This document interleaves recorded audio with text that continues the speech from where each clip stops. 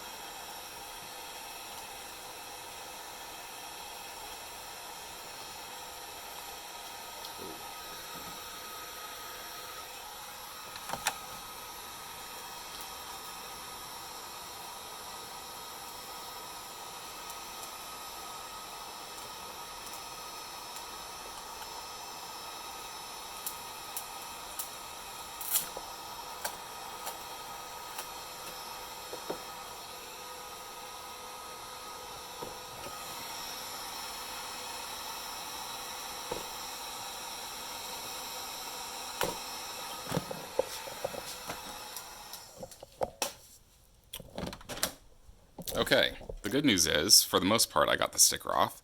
The bad news is, I melted the laptop. So that is a shame. It's only cost me a few bucks, so in my case, it's okay. But for those of you that are actually trying to hang on to your equipment in decent condition, I would just be very careful if you're using a more professional dryer.